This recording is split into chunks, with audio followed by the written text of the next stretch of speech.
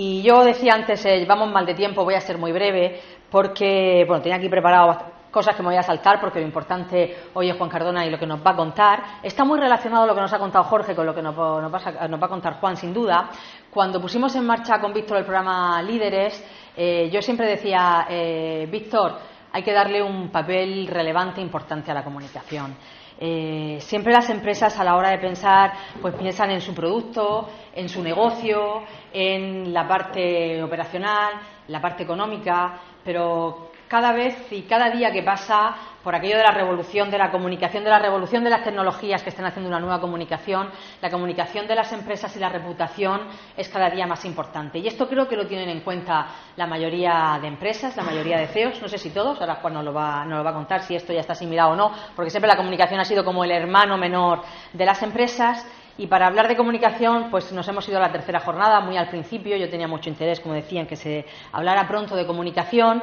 Y como ya también ha dicho Víctor, creo que hoy contamos con la mejor fuente que podíamos ir, que era a Llorente & Cuenca. Llorente & Cuenca es, yo creo que la punta de lanza, la empresa más importante en consultoría a nivel nacional e internacional. Yo mirando a qué empresas han asesorado y con qué empresas ha trabajado, bueno, podría estar de aquí a mañana diciendo empresas: L'Oréal, McDonald's, el Banco Sabadell, el Santander, Telefónica, Tous, Amazon, el Ayuntamiento de Barcelona, y así, como digo, un sinfín de empresas. Además tienen unas cifras importantes, están en 13 países, 550 consultores, 16 oficinas, se dedican pues a la comunicación, a la reputación corporativa y a mucho más. Y bueno, cuando yo leí pues quién era nuestro invitado de hoy, Juan Cardona, y en el currículum que nos pasó, pues también tiene un currículum impresionante. A mí quizá lo que más me ha gustado es lo que él pone al final, ¿no?, de su currículum, y es que ha sido periodista, como yo, que también fui periodista en su momento, con lo cual me alegra mucho. Fue periodista, pues a ver si lo encuentro por aquí, profesional en medios como Expansión, en Actualidad Económica, en la Gaceta de los Negocios y en El Economista. Ha asesorado pues a CEOs y a compañías multinacionales en sectores de procesos de cambio y transformación. Ha fundado una ONG, un periódico, un think tank, bueno, pues así podría decir, director de operaciones de Corporate Excellence. Ha sido miembro del Comité Estatal de Responsabilidad Social Empresarial, director del Foro de Reputación Corporativa y jefe del Departamento de Responsabilidad Social y Reputación Corporativa de Ferrovial. Ha estado en la Junta Directiva del Pacto Mundial, en España, en OR. Bueno, como decía, yo no me quiero extender, porque sin duda hay un montón de temas que tratar. A mí me surgen ya, porque siempre me sale esa vena periodística, que creo que nunca perdemos los que hemos trabajado en medios de comunicación, ¿no?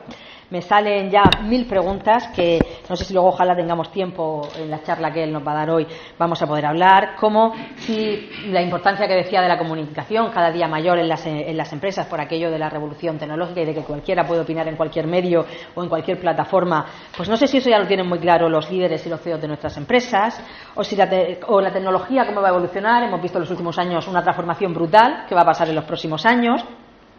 Cómo nos va a afectar también a los profesionales de la comunicación. O, sin duda, también, cuál es la relación entre los medios de comunicación, que tú decías antes que quizá ahora son menos importantes que antes, pero siguen teniendo su peso. También lo ha dicho Jorge, ¿no?, que haríamos si las cosas no las promocionan los medios de comunicación. Pues cuál es la relación entre esos medios de comunicación y las empresas, y sobre todo pensando en que los medios de comunicación cada día tienen más importancia, más complicado salir adelante, más complicado su financiación. Los medios escritos no saben muy bien hacia dónde van, parece que sí, ahora han puesto pues esos muros de pago. Bueno, a mí se me ocurren 1000 preguntas, pero que sin duda el protagonista es él, así que os dejo con Juan Cardona. Yo me quedo con... Gracias, Jorge, una presentación, me ha encantado. Me quedo con 4 palabras que has dicho. Me quedo con pasión, me quedo con creencias, me quedo con... Has apuntado. Me quedo con riesgo, has hablado al final de riesgo, y también con rabia. Yo creo que son 4 palabras bastante potentes que van a servir para hilar esta presentación, o van a salir de fondo en esta presentación. Y también saldrán ladrillos. O sea, si te quedas, también vas a ver un tema de ladrillos. Bueno, vamos a hablar de riesgo reputacional, que es un enfoque de la reputación. La reputación, digamos, fundamentalmente consiste en la capacidad de generar confianza a nuestros interlocutores, ¿no? Pero ¿qué sucede? Sucede que desde hace 20 años, algo que pensábamos que que era un componente natural, la confianza para la sociedad, para poder vivir, para poder relacionarnos, ¿no? Pues se viene deteriorando año tras año y de una manera que parece que es estructural. O sea, no es un tema de la crisis económica, no es un tema de que haya habido un escándalo, sino que se pierde reputación y se sigue perdiendo reputación y se sigue perdiendo. La perdieron hace muchos años los políticos. Entonces, bueno, pues surge la teoría del péndulo. Cuando una sociedad no confía en sus políticos, pues confiará en otras instituciones, en las ONGs, en las empresas. Se perdió la confianza en las empresas. O sea, la confianza, tú has hablado del sector de la construcción, pero podemos pensar el sector financiero, ¿cómo está? ¿Cómo está el sector energético?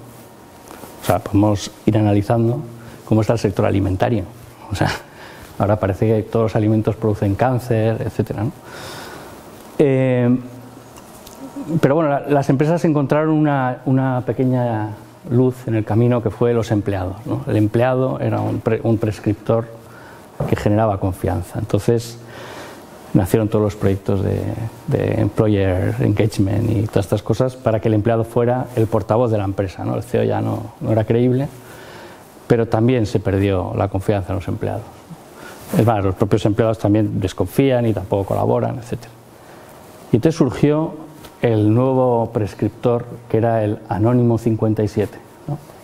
Del cual todos confiábamos antes de ir a un hotel, lo que sea, pues mirábamos que decía Anónimo 57, entonces si daba una buena opinión, pues entonces esto era lo importante, ¿no? Pero desde hace 1 año y medio, Anónimo 57 ha perdido la reputación también, porque nos hemos dado cuenta que Anónimo 57 es un bot que está en Rusia, entonces ya pues ya no confiamos tampoco, ¿no? Y decían, bueno, pero nos quedan las ONGs, ¿no? Que hacen una buena labor. Las ONGs perdieron la reputación, ¿no? Yo estoy trabajando ahora precisamente bastante con este sector,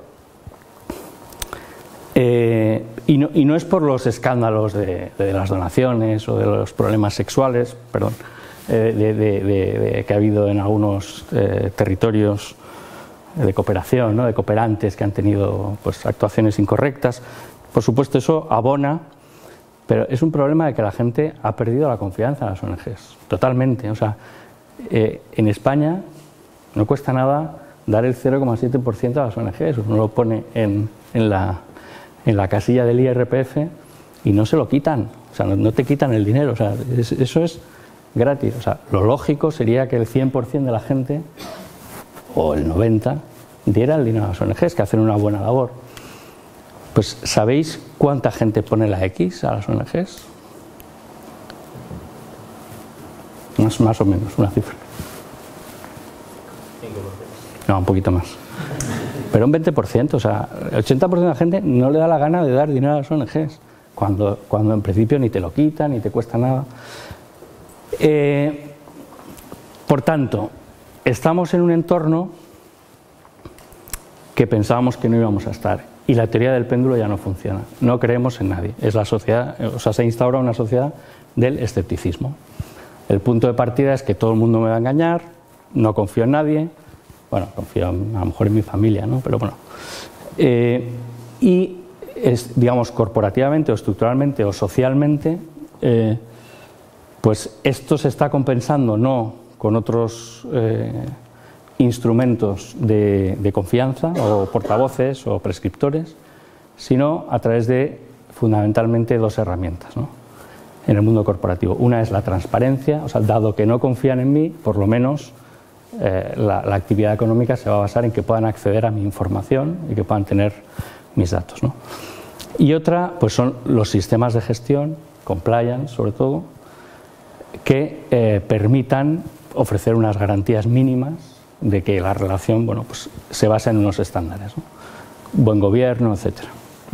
Entonces, en este contexto, el tema de los riesgos reputacionales, en un contexto de caída vertiginosa desde hace 20 años y que no se recupera de la reputación en absolutamente todos los fuentes, digamos, de confianza, emerge con mucha fuerza el tema del riesgo reputacional. El tema del riesgo reputacional se define como la probabilidad de destrucción de valor para los accionistas como consecuencia de la pérdida de confianza o por el descontento en la institución por parte de los inversores, clientes, participantes en el mercado. Y puede materializarse en la reducción de ingresos e incremento de los costes operativos, regulatorios y otros. Bueno, esta es una definición de la Autoridad Bancaria Europea que sobre todo la revisó a raíz de la crisis financiera, ¿no? O sea, que España en un momento determinado fuera considerada Grecia supone que pasó de 150 puntos básicos a 700 puntos básicos de la deuda, eso os acordáis, ¿no? Esto es reciente.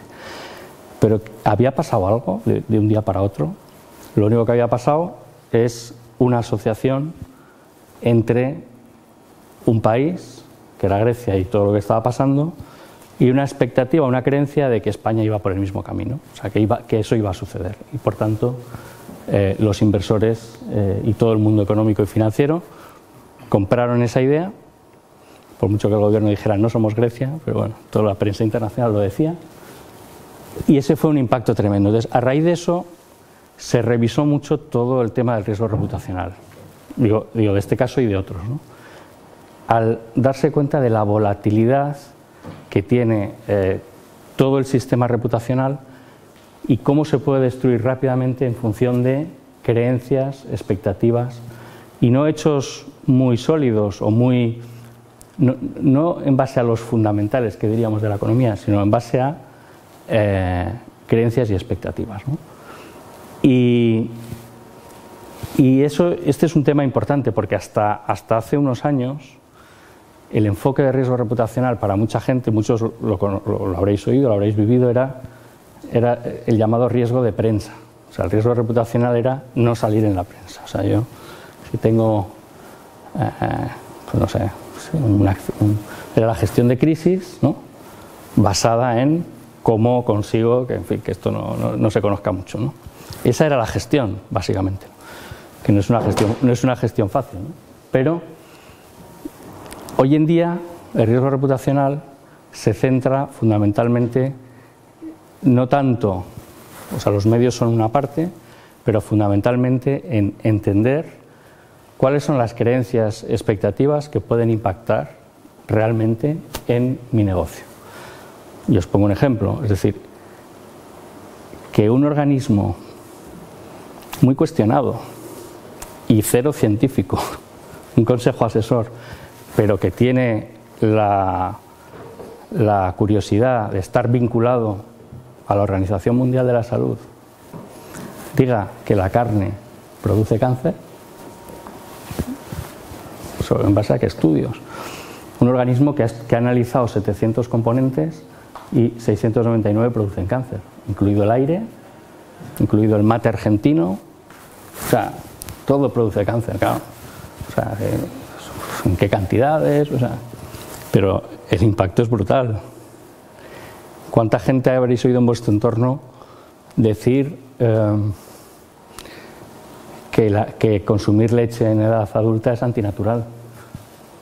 Que ningún ser naturalmente consume leche después de la lactancia. Claro, no sé, vamos a pensar en un ser, en un animal, un perro, ¿no? O no sé, el que queráis, una oveja. Para poder seguir consumiendo leche después de la lactancia, ¿qué proceso industrial tendría que hacer la oveja? O sea, ¿cómo la saca, cómo la almacena, cómo la vende? El único ser que lo puede hacer es el hombre, ¿no? ¿Y por qué? Porque durante décadas o milenios, pues la leche era una manera muy fácil de obtener unos nutrientes muy importantes. Hoy en día los puedes obtener de otra manera y a lo mejor no necesitas la leche, pero todos los que tenemos niños pequeños, el pediatra está la leche, ¿no? Pero ¿cuánta gente cree que la leche es antinatural, ¿no? Entonces, si esa idea cala en la sociedad, la industria láctea tiene un problema. ¿Me entendéis o no? ¿Se entiende más o menos?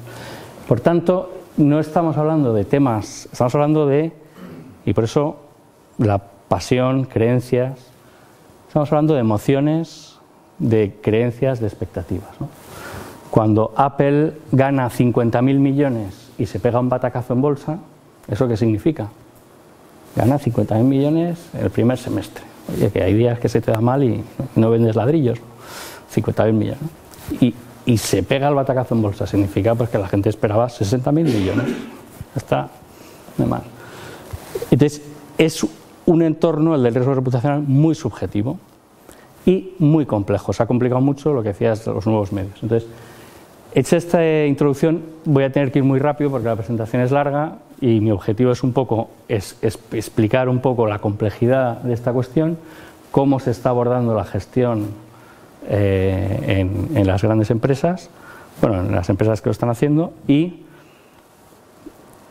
finalmente me gustaría también acabar con un mensaje que es que los riesgos, esto todos los que hemos ido a una escuela de negocios y tal, siempre te explican que el riesgo es una oportunidad, ¿no? Para el que lo sabe ver, ¿no?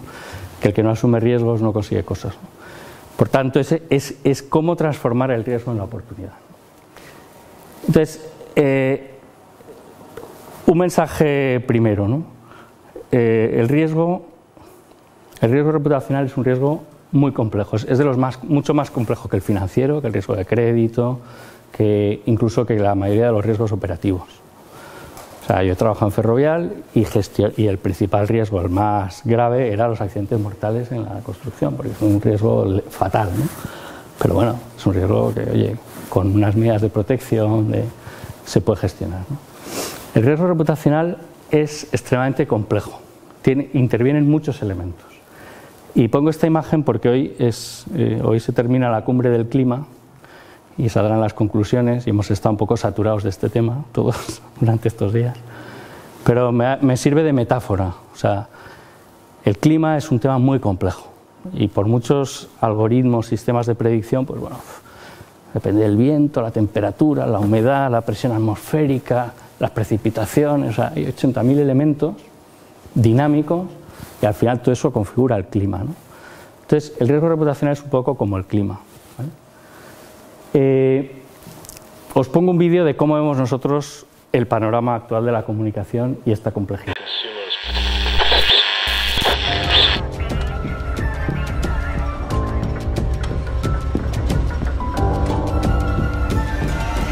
We have come here to let you know that change is coming, whether you like it or not.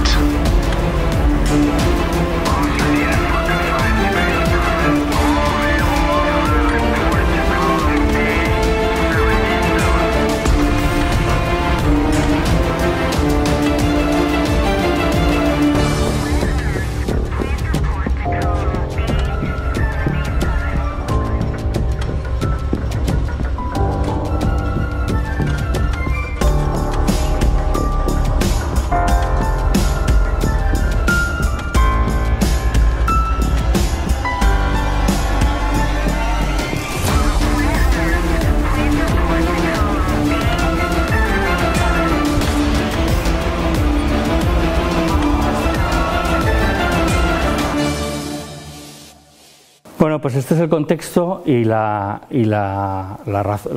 solución o el enfoque que nosotros estamos trasladando a todos nuestros clientes es el de anticiparse. O sea, es decir, el enfoque de gestión de crisis, de gestión de prensa en el entorno actual no es un buen consejo. Como veremos, hay muchos factores y la solución es anticiparse. Y el enfoque de riesgo reputacional es un enfoque preventivo que nos ayuda a esa anticipación. Un entorno volátil, pues incierto, complejo y ambiguo, ¿no? El famoso VUCA, ¿no? Que ha llevado a que el riesgo reputacional, en estudios recientes, bueno, pues sea el segundo riesgo a nivel corporativo, ¿no? El que afecta a la reputación y a la marca. Voy a continuación a contar un poco algunos síntomas de todo este cambio que he contado, ¿no? El primero es el efecto anestesia. O sea, una de las cosas que aparentemente puede ser positiva de la pérdida de reputación y del escepticismo general es que, bueno, la gente tampoco siente ni padece, ¿no? O sea, hace 15 años Nike estuvo a punto de desaparecer por el trabajo infantil en China y hoy en día, bueno, pues, o sea, tú conoces una empresa que tiene un problema de trabajo infantil en cualquier sitio y te da igual, ya no hay boicots, ya no hay nada, ¿no? Amazon va como un tiro y sin embargo continuamente están saliendo problemas en su cadena de valor, tal. Tampoco quiero hacer sangre de... Pero estamos en una sociedad, desde ese punto de vista, escéptica y anestesiada, ¿no? Pero sería un error pensar que el riesgo reputacional no se produce, porque lo que está saliendo, pongo otro ejemplo, bueno, no, este no lo voy a poner, lo que está saliendo es, sigue alimentando ese escepticismo y esas creencias y esas certezas. La pérdida de la confianza ya lo he contado, o sea, la pérdida total de confianza en lo institucional que nos lleva a la sociedad del escepticismo, ¿no? La hipertransparencia, ¿vale? Un aumento increíble de los riesgos por asociación, o sea, esto está vinculado a la hipertransparencia, pero también a los nuevos modelos de negocio. Hoy en día las empresas, las grandes empresas cada vez no compiten unas contra otras, sino que compiten ecosistemas contra ecosistemas. La necesidad de crear alianzas y grandes grupos no sé, si uno ve Telefónica, pues cada día anuncia una alianza, ¿no? Con Facebook o no sé qué, porque solo se puede competir creando esos grandes grupos. Está aumentando mucho también lo que son los riesgos por asociación, la posibilidad de que te salpique, ¿no? Los ciberriesgos, bueno, las fake news, muy importante, la dificultad que tenemos en ese contexto, digamos, de escepticismo, es fácil, es fácil y además es que están muy bien hechas, o sea, creer muchas informaciones que salen y que de vez en cuando pues alguien nos dice que era falso, ¿no? Pero es realmente difícil investigarlo. Incluso hay tecnologías que simulan la cara de una persona y aparece la misma persona hablando cuando lo ha hecho otro. Bueno, este tema es tremendo. Nuevos dilemas éticos que aparecen, por ejemplo, el caso de Cambridge Analytica, ¿vale? El caso de Facebook. O sea, Facebook es una empresa, era una empresa muy admirada, pero lógicamente todo el desarrollo de las redes sociales pone en cuestión el tema de la privacidad. Y además se está produciendo una transferencia de responsabilidad de lo que son las marcas también a sus CEOs. Con lo cual, este tema es importante también porque está alertando a muchos CEOs. Preguntabas antes si los CEOs empiezan a ser conscientes. Desde luego, en muchos consejos de administración este es un tema que les preocupa, pero les preocupa por la compañía en general, pero les preocupa también a nivel personal. Es decir, porque cada vez que salta un escándalo se está poniendo ya mucho el foco en los administradores. Y de hecho las empresas cotizadas en sus reglamentos de los consejos tienen, los consejeros que se ven salpicados en problemas reputacionales tienen la obligación de dimitir ya desde hace unos años, ¿no? Bueno, esto que lo he presentado así como una cosa desordenada lo he hecho a propósito, ¿vale? O sea, muchas cosas que están pasando y que uno, pues son como muchos debates, ¿no? Nuevos dilemas éticos, la hipertransparencia, no sé qué, tal. Entonces, cuando uno se enfrenta a cómo tengo yo que gestionar, el problema es cómo ordeno esto. O sea, ¿en qué me tengo? Porque antes, insisto, bueno, hace muchos años había 2 canales de televisión y no sé qué, luego ya había más medios, pero al final era sencillo. ¿Cómo me enfrento? ¿Cómo ordeno tanta complejidad? Bueno, esta es una declaración del consejero delegado ahora presidente de BBVA, que quiero que escuchéis porque me parece muy reveladora, ¿no? Está hablando de los desahucios. Al respecto, la verdad es que, bueno, es importante señalar que nunca habíamos tenido una crisis de esta envergadura y creo que todos, desde las entidades hasta los reguladores, pues nos hemos tenido que ir adaptando progresivamente a las circunstancias. Quizá, como algún compareciente previo ha dicho y han hecho esta referencia, pues no reaccionamos a tiempo, porque quizá no pudimos ver o no vimos o no quisimos ver las consecuencias que se estaban dando en el conjunto de la sociedad y cada uno pues estábamos gestionando nuestra situación concreta. Bueno, ese es el tema, ¿no? O sea, no vimos, no quisimos ver o no supimos ver porque todos estábamos viendo nuestra película en concreto. La gestión de la reputación hoy una de las cosas que obliga, y ahora recogeré la metáfora del clima, es las organizaciones que tradicionalmente se estructuraron de forma cerrada y buscando bajo un paradigma organizativo de la eficacia, la máxima eficiencia, donde todo tenía que estar alineado desde la visión hasta las políticas, procedimientos, están en un proceso muy importante de apertura, o sea, con la necesidad de abrirse, porque el tema de los desahucios es legal, vamos, es legal, es súper legal, o sea, no es un problema, o sea, el decir que no vimos lo que se venía implica bueno, pues un estado de gestión muy endogámico, pero que es el estado tradicional en las grandes corporaciones, porque evidentemente se podía ver venir, había una plataforma montada para armarla parda, etcétera, ¿no? Y recupero la idea del clima, ¿no? Por tanto, el riesgo, bueno, hay una rata, el riesgo reputacional es un riesgo complejo.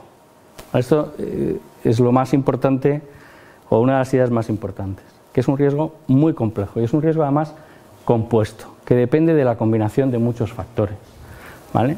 El clima, la temperatura, la humedad, ahora veremos qué significa cada una de ellas, ¿no? La temperatura, bueno, estos son factores más internos y estos serían factores más que nos vienen de fuera, que eso es un elemento importante en el sentido de que es un riesgo con un componente exógeno muy fuerte. Depende de lo que tú hagas, pero depende mucho de las condiciones del entorno. La temperatura, nivel de reputación, grado de exposición y carácter sistémico. 3 elementos que hay que considerar, ¿no?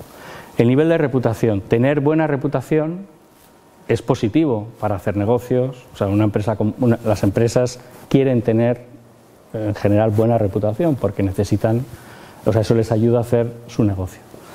Pero la reputación, contrariamente a lo que veníamos diciendo hace una serie de años, que decíamos que era un buen escudo contra las crisis, o sea, tener una buena reputación era un buen escudo contra las crisis porque te generaba el beneficio de la duda. O sea, si tú eras alguien reputado, pues por lo menos tenías ese beneficio. Pues hoy en día ya no es así, es exactamente lo contrario. La reputación es el listón, el nivel de reputación que tú tienes es el listón, la vara de medir. De manera que, curiosamente, si tú tienes buena reputación y tienes una crisis reputacional, te castiga más que si tienes mala reputación. Si tienes mala reputación ya está descontado que eres un desastre, ¿no? Entonces, bueno, esto ya se sabe. Ahora, si eres muy bueno y de pronto cometes, entonces la quiebra de expectativas es mayor. Y esto es así por lo que decía antes de la sociedad del escepticismo. Pero esto es muy importante. Entonces, ¿cuál es la conclusión? Tengo que tener mala reputación. No, porque necesito tener buena reputación para hacer negocios.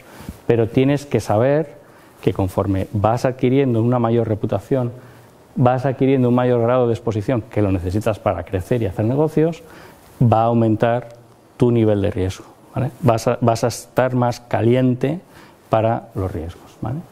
Y el carácter sistémico tiene que ver con si estamos hablando de un riesgo que es tuyo o es sectorial o es de país o es... obviamente el carácter sistémico o no, si es un riesgo sistémico se diluye un poco la temperatura, enfría un poco porque dispersa. El tema de las hipotecas que hemos visto, de los desahucios, perdón, es un riesgo reputacional sistémico. O sea, hubo entidades, por el portfolio de producto que tenían, que tuvieron que realizar más desahucios que otras.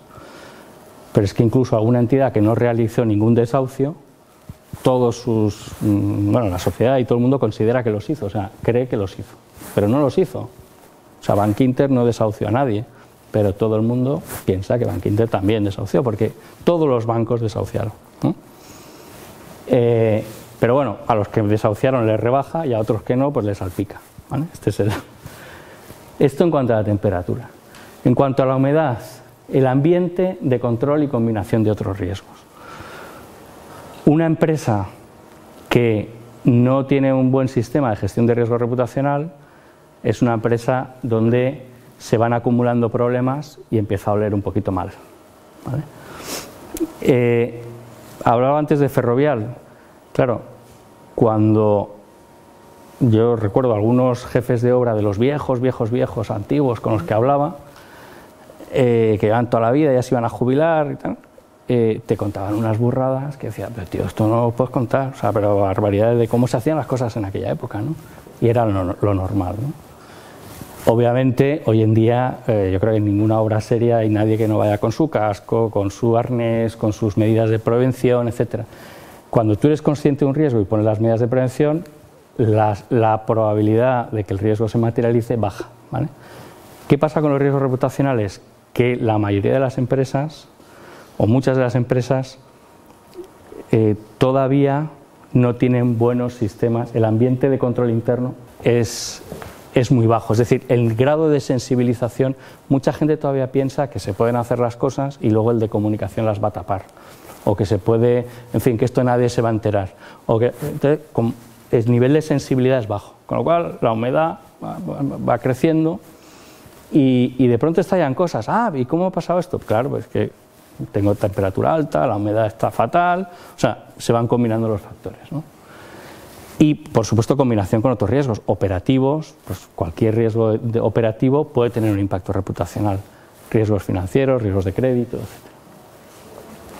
Las precipitaciones son lo que nosotros llamamos los disparadores. Hay 5, puede haber algunos más, pero estos 5 son clásicos, ¿vale? Factores que disparan el riesgo reputacional, sobre todo la probabilidad del riesgo, ¿vale? Que son los procesos judiciales. Bueno, este es un tema de toda la vida. De hecho, hay la famosa querella catalana esta, ¿no? Que se ponía solo para perjudicar reputacionalmente, pues ya se sabía que iba a fracasar, pero bueno, ya se la habías puesto y tal. Pero bueno, el tema de los procesos judiciales, donde, por ejemplo, nosotros hemos trabajado en un proyecto en todo el modelo de gestión de riesgo reputacional vinculado a personas imputadas en procesos judiciales con CaixaBank, por ejemplo, todo su sistema, lo hemos estado trabajando nosotros con ello, de un sistema espectacular, porque claro, o sea, CaixaBank nos comentaba, bueno, esto no pasa nada porque lo diga, no es confidencial, porque no cuento las tripas, solo el hecho en sí. Pero claro, nos decían, es que cada vez hay más gente imputada. O sea, este es un país, pero no es de todos los países, que cada vez hay más gente imputada, todo el mundo está imputado. Entonces, ¿yo puedo hacer negocios con una persona que está imputada? Bueno, depende. Entonces, todo el scoring, pues lo hemos diseñado. Pero este es el tema de los procesos judiciales, la publicidad que se da, y todos sabemos que luego podrás estar condenado o no, pero el juicio de la opinión pública ya está hecho, ya está machacado, ¿no? Entonces, recupera luego la reputación. Las sanciones, las quejas de usuarios, los eventos de los peers, lo que os contaba, o sea, cosas de gente de tu sector, cambios regulatorios. Bueno, esto nos podríamos extender mucho con ejemplos, pero tampoco hay mucho tiempo, con lo cual voy avanzando, ¿vale? El viento tiene que ver con la relevancia del juicio público. Es decir, no todos los temas son iguales, pero hay un error típico de los gestores, y una de las cosas que a mí más me cuesta explicar es, o sea, el marco mental de un gestor está muy basado en los temas económicos y legales. Entonces, la manera de juzgar un hecho es muchas veces por su relevancia jurídica. Entonces, oye, pero si esto no es delito, ya, pero desde el punto de vista reputacional, el juicio, la relevancia, no depende de la relevancia legal o penal, depende de la relevancia en la opinión pública. Es decir, a lo mejor el caso de La Manada, pues legalmente y por el Código Penal que tenemos, pues no ha podido ser condenado como la sociedad hubiera querido, pero la sociedad lo tiene muy claro, ¿vale? Con este ejemplo lo puedo poner tantísimo, ¿no? Entonces, hay cinco elementos que responden a 5 grandes expectativas humanas y que están relacionadas, o sea, esto es como la pirámide de Maslow, pero no en necesidades básicas, sino en expectativas, ¿no? Expectativas de tipo aspiracional, que son las que construyen la imagen. Todos queremos asociarnos, pues, a una marca, a un ladrillo, algo, o sea, porque esto nos transporta, nos hace más grandes, ¿no? Nos conecta con cosas.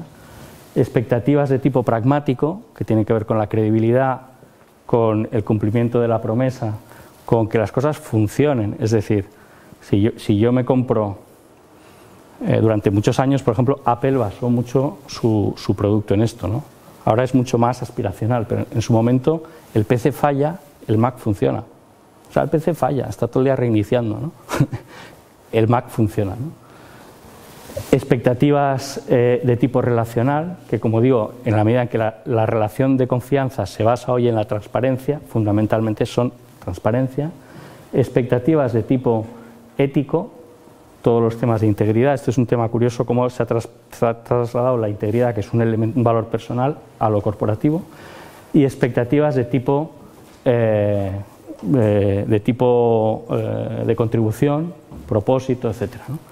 Entonces, el hecho en sí, el suceso de riesgo reputacional, no todo pesa exactamente lo mismo. Es decir, no tiene el mismo valor un problema de contribución, por ejemplo, no tiene el mismo peso que Amancio Ortega, la campaña esta que está teniendo por sus donaciones a la sanidad pública, un poco manipulada en el sentido de decir, oye, no dones a la sanidad, tú pagas impuestos y ya es el Estado el que compra, ¿no? Ese es un poco a grandes rasgos. Pero no tiene el mismo peso eso que un problema de corrupción, de llevárselo crudo, ¿no? En la mente de los usuarios, de la opinión pública, esto es más grave. Igual que no tiene el mismo peso, pues un tema de imagen, ¿no? Entonces, ese es el viento, o sea, por dónde sopla, ¿no? Y hay que saber, el otro día estaba también con una entidad financiera y bueno, es una entidad que tiene su sede en Francia, pero la española tenía un problema, que es que una señora había sido estafada con una estafa de estas africanas que parece mentira que la gente caiga porque están súper mal escritos los emails, bueno, todos habréis recibido alguno de estos, ¿no? Pero que citaba a esa entidad. Entonces, esa mujer entró en esa estafa pensando que contrataba un crédito con esa entidad. Y una vez que se destapó la estafa, esa mujer pues está intentando reclamar a la entidad. La entidad dice, bueno, si no tengo nada que ver, esto es un tema, yo si quieres, no sé, te ayudo, pero no tengo nada que ver, ¿no? Pero claro, esto es lo que están intentando decir en España, pero los franceses dicen, no, claro que tienes que ver, porque si tu marca está saliendo en un tema, tienes que haber detectado, en fin. Una cosa es lo real y otra es lo interpretado, ¿no? Y finalmente la presión atmosférica. Bueno, aquí he puesto una foto reciente, en vez de poner una del clima, he puesto pues a Greta, porque yo creo que hoy en día si no hablamos de Greta, cualquier conferencia pierde su interés. Entonces, bueno, el activismo social, o sea, estamos en un momento, y aquí cojo la palabra de rabia, ¿vale? Cuando la reputación cae, la reputación va desde niveles de amor, o sea, y es muy raro, pero yo he visto casos donde se produce amor a una empresa, o sea, situaciones donde amo a esta empresa, ¿vale? Es rarísimo y además no es aconsejable, porque el paso siguiente es el desamor, seguro, no se puede crecer más. Entonces siempre hay que estar un poquito superando las expectativas, pero tampoco mucho, ¿no? El paso siguiente, pues eso, supero las expectativas, luego cumplo, el cumplo es un estado tal, luego hay un estado de defraudo y luego hay un estado de encabrono a la gente, o sea, directamente se monta, o sea, la gente, entonces hemos pasado de lo que se llamaba el malestar social a la rabia, o sea, realmente la gente está muy cabreada.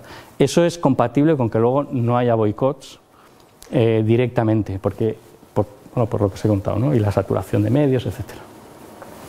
Entonces, con esta metáfora del clima creo que hemos ordenado un poco más los elementos que hay que considerar. ¿Cómo se está integrando esto en las empresas? ¿Vale? Pues se está desarrollando sistemas de gestión integral que están avalados por el Consejo, impulsados por la alta dirección, que involucran al conjunto de la organización y que al final se orientan a la prevención. Por eso, realmente esta conferencia o esta charla no es propiamente de comunicación, es de gestión, pero es una oportunidad clarísima para el área de comunicación, como ahora veremos. ¿Vale? Los objetivos de estos sistemas son, en primer lugar, el cumplimiento, el control, el cumplimiento de los requerimientos. Esto sobre todo afecta más al sector financiero. Todos los sistemas de control, generar confianza en tus sistemas de control es muy importante, sobre todo si estás buscando inversores. Bueno, todos conocéis las famosas due diligence legales, de todo tipo, ¿no? Cada vez hay más due diligence reputacionales. O sea, entonces, saber que tú estás comprando una empresa que tiene unos buenos sistemas también te da esta comprensión, esta idea de confianza en los sistemas de control, ¿no? Por supuesto, ayudar a los consejos de administración a entender, porque cada vez que los consejos, las comisiones de auditoría, los consejos revisan los riesgos, normalmente entienden muy bien los financieros, bueno, van entendiendo todos, y donde hay dudas, y donde siempre hay muchas preguntas, y donde siempre se estanca es en los riesgos reputacionales. Porque no se entienden bien, no se sabe ni cómo se ha medido, ni cómo se han calculado, ni cómo se ha establecido, ni con qué criterios, todo el mundo puede opinar. Por tanto, crear un buen sistema ayuda también. Y luego ofrece un esquema de gestión útil, homogéneo y ordenado, ¿vale? El modelo de gestión es bidireccional, va del consejo de administración hasta abajo, pero estos gestores, el gestor, el owner del riesgo reputacional, normalmente en todas las empresas que yo conozco, o prácticamente todas, es el de comunicación. Por tanto, el de comunicación, que en muchos casos era el de prensa, está entrando en una herramienta, está entrando a formar parte de una herramienta de gestión de la compañía que reporta al consejo, que en fin, que tiene bastante peso.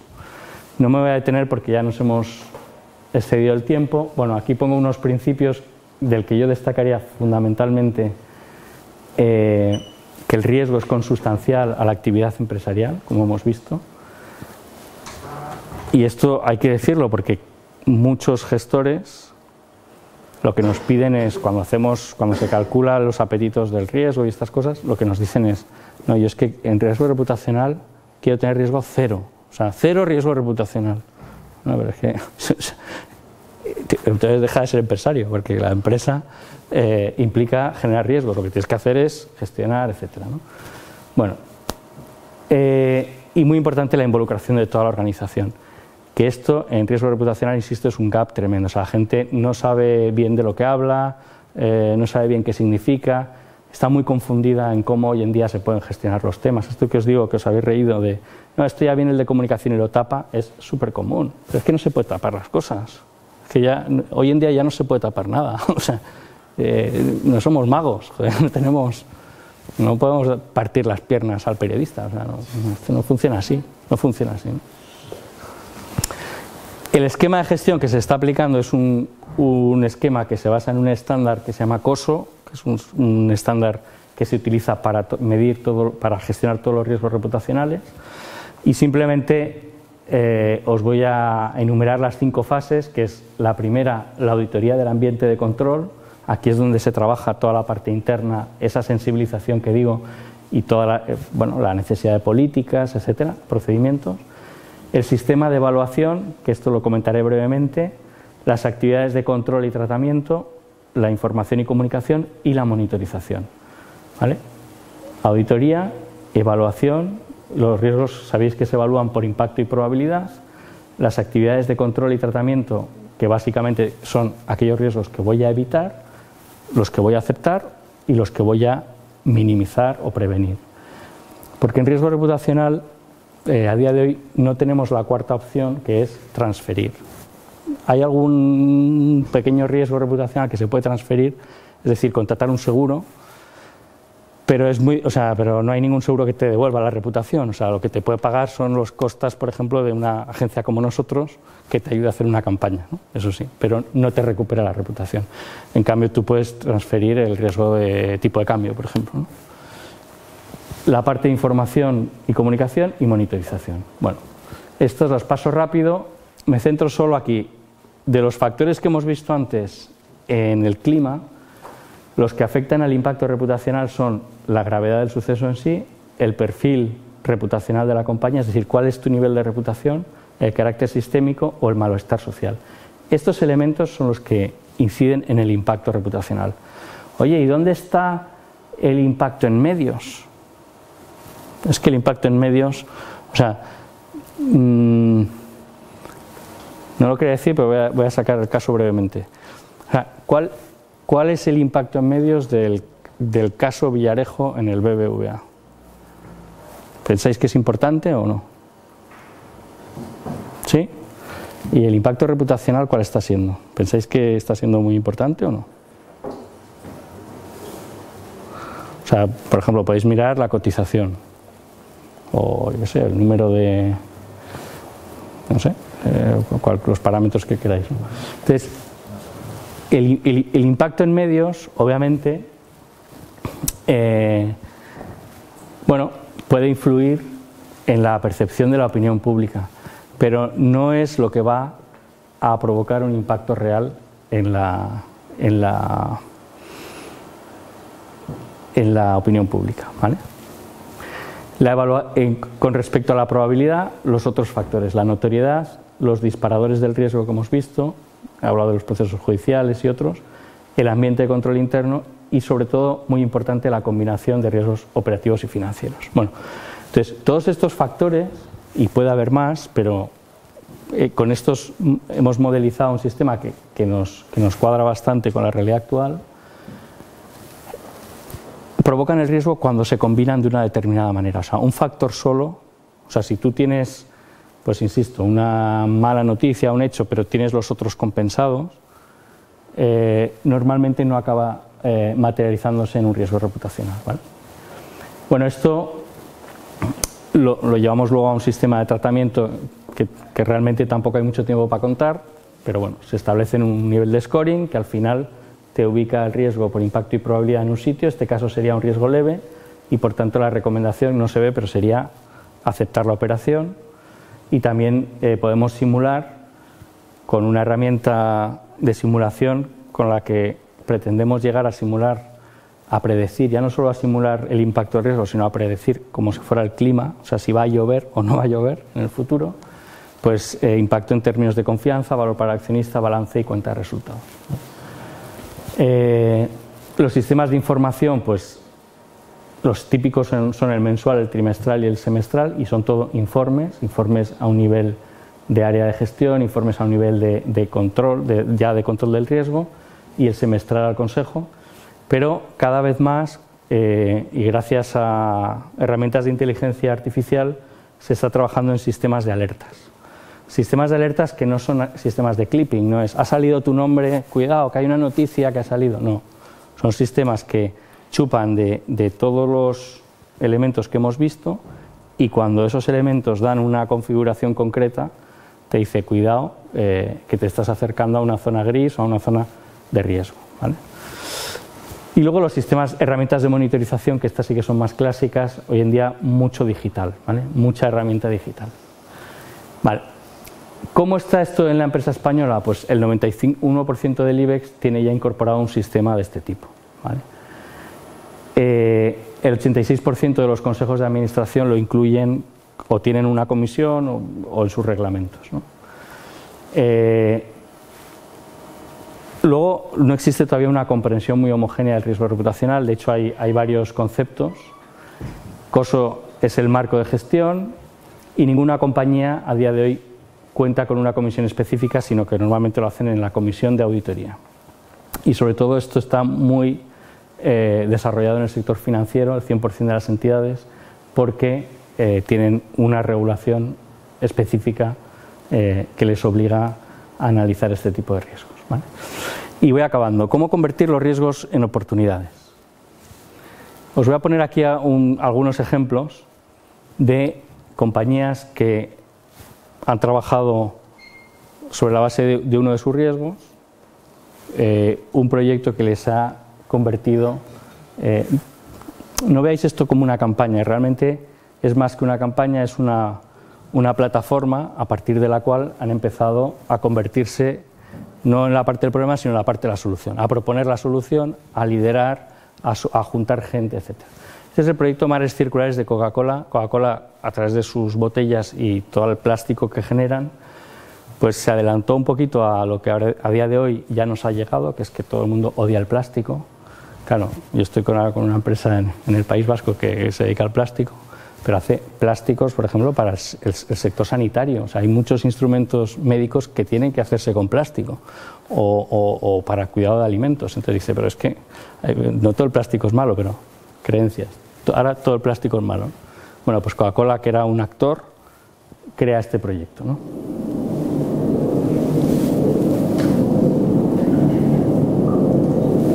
¿Se ve bien?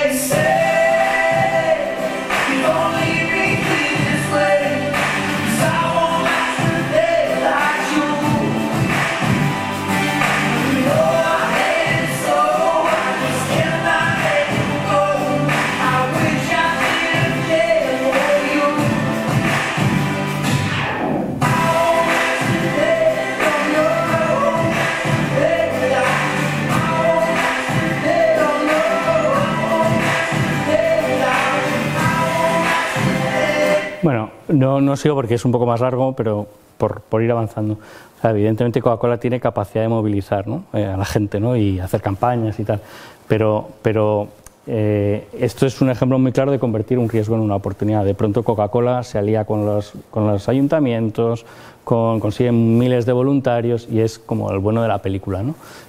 Luego, por supuesto, están sus compromisos para reducir el plástico, ¿no?, pero ya da ese paso, ¿no? Y ahora vamos a hablar de otro ladrillo. Os he prometido ladrillos, pues otro ladrillo, Jorge. Esta es una campaña, no sé si la conoces, que se hizo para Campofrío. ¿Os acordáis cuando se incendió la fábrica? Bueno, pues Campofrío tomó una determinación que fue no hacer un ERE, sino hacer un ERTE, pero con el compromiso de reincorporación en cuanto estuviera la fábrica y de recolocación inmediata en otros centros, ¿no? Bueno, esto fue una buena decisión. O sea, Campofrío le sacó luego mucho partido, pero lo hicieron desde un convencimiento y entonces, bueno, pues para comunicar todo esto a los empleados y además que ese momento hubiera un vínculo, se pensó en la idea de las cenizas, recoger también las cenizas de la fábrica, con eso hacer unos ladrillos, repartirlo entre los empleados y que los empleados fueran a poner luego su ladrillo a las nuevas fábricas, ¿no? O sea, era también esto puede parecer una campaña de engagement, no sé qué, pero es una campaña de gestión de riesgos impresionante. O sea, yo recuerdo una rueda de prensa en Burgos con todas las televisiones, que la teníamos muy medida, muy controlada y de hecho pues había bastantes temas que no se podían tocar porque estaba por detrás una negociación con el seguro, que eran muchos millones de euros los que estaban en juego para la reconstrucción. Acaba la rueda de prensa, sale bastante bien y conforme salen los portavoces de la empresa, entra todo el comité de empresa, todos con sus chupas de cuero, etcétera. Eso no estaba previsto, no estaba organizado, no estaba controlado. Y obviamente supimos en ese momento que la rueda de prensa no había valido para nada, porque lo que salía en el telediario era a los miembros del comité de empresa. Y lo que dijeron, ¿y qué dijeron? Pues dijeron, bueno, pues que esta es una empresa espectacular, que está haciendo las cosas perfectamente, que no sé qué, que confían en ella, bueno, una serie de elogios que yo en mi vida había visto, ¿no? Bueno, este es el vídeo de cenizas.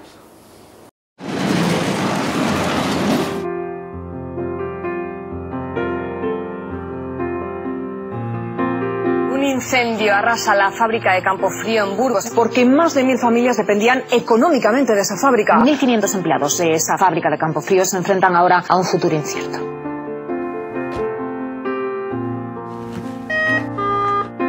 Hola, Dolores González.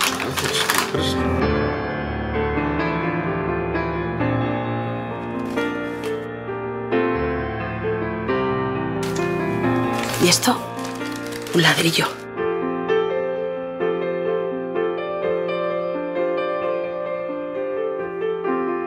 Hola, Juan José. El pasado 16 de noviembre... Fue uno de los días más tristes de mi vida. Y sé que para ti también. Ese día vi cómo las llamas arrasaban tu fábrica, mi fábrica. Ese día nuestros trabajos, nuestros sueños y nuestras vidas se redujeron a cenizas. Pensarás, ¿y a qué viene el ladrillo que me dan junto a esta carta? Hoy sabemos que el secreto de las construcciones romanas es que sus ladrillos contienen ceniza, lo que les hace más sólidos y más duraderos. Por eso hemos recogido las cenizas de nuestra vieja fábrica y con ellas hemos hecho una nueva serie de ladrillos. Uno de ellos es el tuyo. Esta carta es también una invitación para que vengas a colocar tu ladrillo el día que empiece la construcción de la nueva fábrica. Donde tendrás tu puesto de trabajo. Una fábrica que se habrá levantado con la ceniza del anterior. Y el apoyo de todos, lo que la hará indestructible. Indestructible. Firmado Pedro Albé, presidente de Campofrío. Como muy esperanzador, lo veo, no sé, para toda la gente que se ha quedado sin trabajo y... La primera piedra se va a colocar. Prometió a devolverles sus trabajos. Mariano Rajoy se ha comprometido a acudir a la inauguración de la nueva fábrica. Campofrío es un ejemplo de cómo se superan las dificultades. Bueno, y este es otro ejemplo, en este caso de Telefónica. Este es un proyecto que vamos a ver, una manera de gestionar un riesgo que yo creo que tenemos y que enlaza muy bien con lo que hemos hablado, con el escepticismo que tenemos todos, que es que los propios empleados muchas veces no se creen las políticas de responsabilidad social de la empresa o lo que la empresa dice, ¿no? Concretamente en Telefónica, en relación con la declaración de los principios de actuación responsable, ¿no? Y entonces este es un proyecto de cómo convertir eso en una oportunidad, ¿no?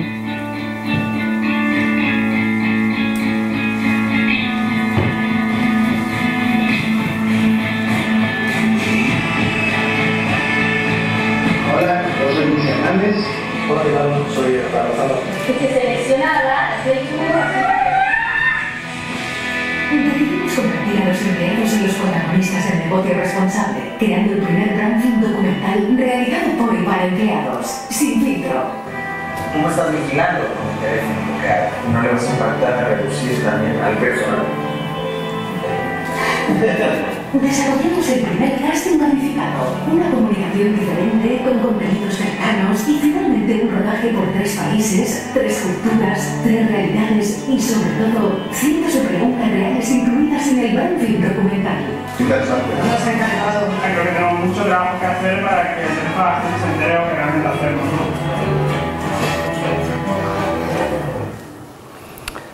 Bueno, son 3 casos donde no estamos hablando de gestión de crisis con medios, donde estamos hablando del nuevo mundo de la comunicación que se nos abre y donde yo creo que el equipo de comunicación es muy responsable. Tenía algunas cosas más, pero creo que ya con el tiempo lo dejo aquí, ¿vale? Y si os parece, pues hacemos un coloquio o no, o lo damos ya por terminado.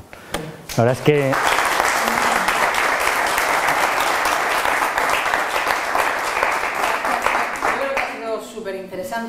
Y sí que me gustaría abrir un turno de preguntas, por si alguien quiere hacer alguna pregunta. Yo te voy a lanzar la primera, vale.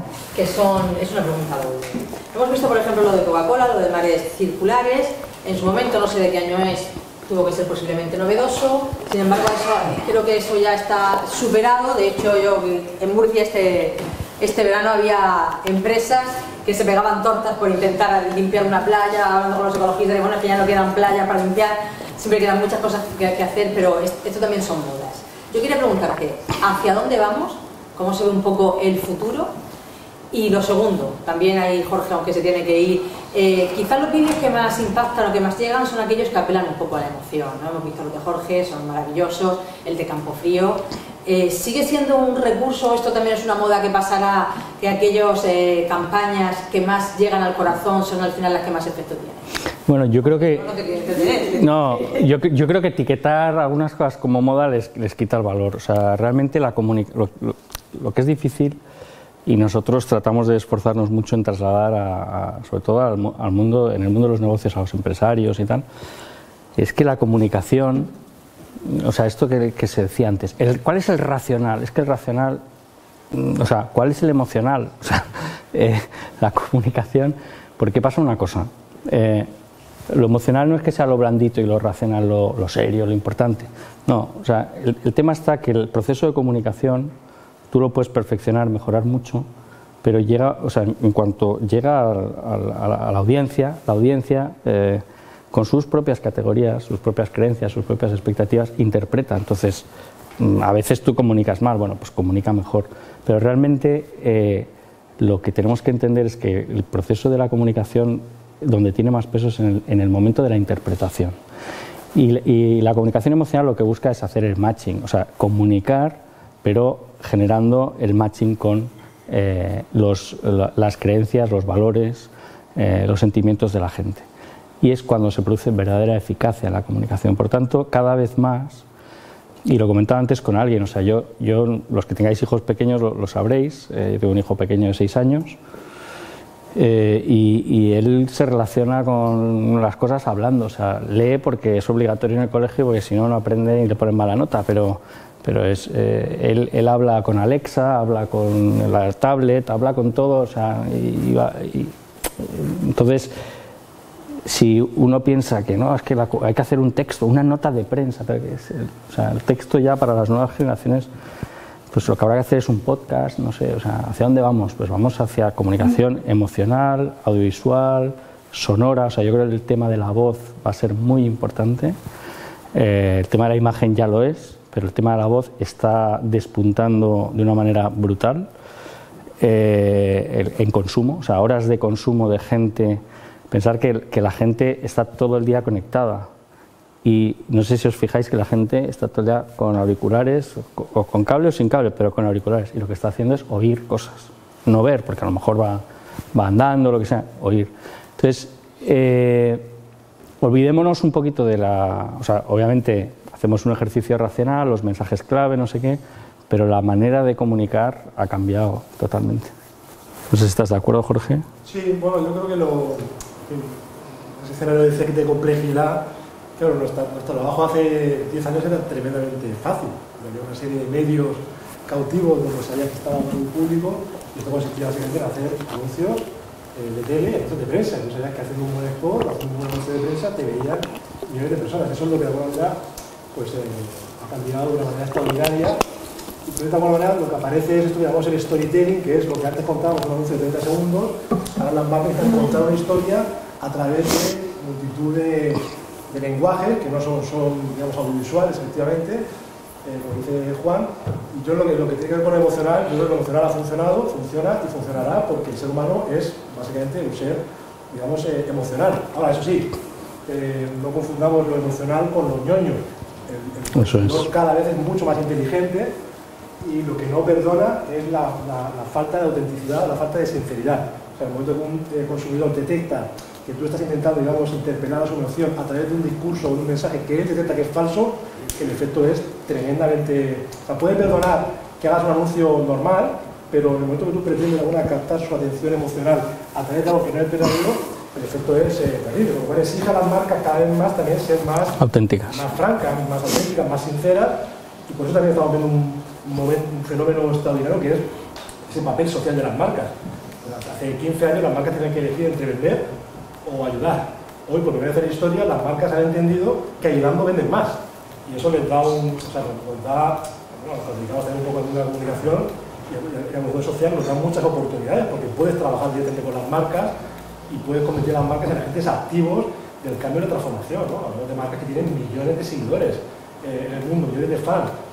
Si esa marca realmente es capaz de encontrar un proyecto social real, que se lo creen, empieza a trabajar en esa dirección, sus consumidores no solo van a seguir comprándole, sino que van a tener una percepción mucho más positiva de esa marca. No es casual que Coca-Cola haga esto, no es casual que DAM de pronto diga, hostia, llevo 10 años comunicando Mediterráneo, el Mediterráneo no es solo buen rollo, fiesta y Ibiza, tiene un problema real. Voy a comunicar también que voy a poner mi granito de arena en esa solución de un problema que tiene que ver con los océanos, con el plástico, ¿no? O sea, ese tipo de cosas generan una situación que es compleja, en la que te exige cada vez hacer las cosas de una manera mejor, porque el cliente y el consumidor es mucho más inteligente que nunca, ¿no? Y lo emocional funciona siempre y funcionará. Yo soy de la base de la pirámide que ha establecido de riesgo, me he dedicado a la actividad política y para colmo el último periplo en el Senado, por si faltaba decir algo, ¿no? es un consuelo también escucharte que estando tan bajo el riesgo de defraudar es mínimo, por lo cual, oye, pues mira, podemos ir un poquito más. No voy a entrar yo a analizar por qué la política llega ahí, seguramente muchas cosas que nos las hemos ganado a pulso, en fin, fundamentalmente la corrupción, la economía en la solución de problemas, pero además de eso, ganado a pulso, esta es una actividad donde, iba a decir la mitad, más de la mitad de los que nos dedicamos a ella, ¿sabes? Nos dedicamos a desprestigiar cada día profesionalmente a la parte que no estamos, o sea, que hay partidos cada día más intentando desprestigiar cada uno al resto de partidos, ¿no? Una razón electoral que pesa por encima de otras razones. Ya después están los medios de comunicación que amplifican, las fake news y para colmo los tertulianos, que es ya el último eslabón del desprestigio de la clase política, ¿no? Bueno, somos víctimas del fuego, amigo. Bueno, por ahí va el sentido de mi pregunta. Ha hablado de riesgos reputacionales, muchos que provienen del conjunto de la sociedad. No han dicho, y me interesaría conocer si también el fuego amigo entre empresas competidoras forma parte, si es una parte importante del riesgo reputacional que ahora mismo puede haber en empresas. Sí, pues realmente o sea, ese es un factor importante que afecta sobre todo a la probabilidad, no tanto al impacto, a la probabilidad del riesgo, que es digamos el interés que exista, o sea, yo antes comentaba, con el tema de los desahucios era fácil saber que esto se iba a convertir en un problema social, fundamentalmente porque había un interés privado muy fuerte en poner eso al nivel que se puso. La plataforma antidesahucios, Ada Colau, en fin, había toda una operación para crear todo un movimiento ahí sobre ese tema.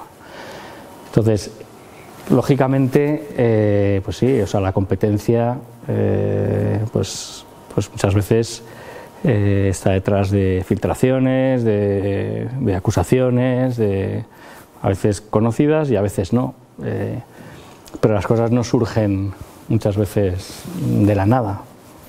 Y sí, el fuego amigo es importantísimo y además forma parte de unas malas prácticas muy extendidas. Igual que he dicho antes que mucha gente piensa que se pueden tapar las cosas, hay mucha gente que piensa que es correcto, o sea, que forma parte de la pelea diaria el bueno, pues desprestigiar a otras empresas de tu sector, etcétera, ¿no? O sea, esto, o sea, no quiero poner ejemplos, pero hay incluso determinados perfiles, bueno, es que es un poco duro porque esto es como una acusación general, pero yo me encuentro muchos abogados que son, vamos, que lo de la filtración es que les encanta, o sea, les encanta estar con los periodistas, contarles cosas, sacar, filtrar, tal. Entonces, el fuego amigo es muy habitual, sí.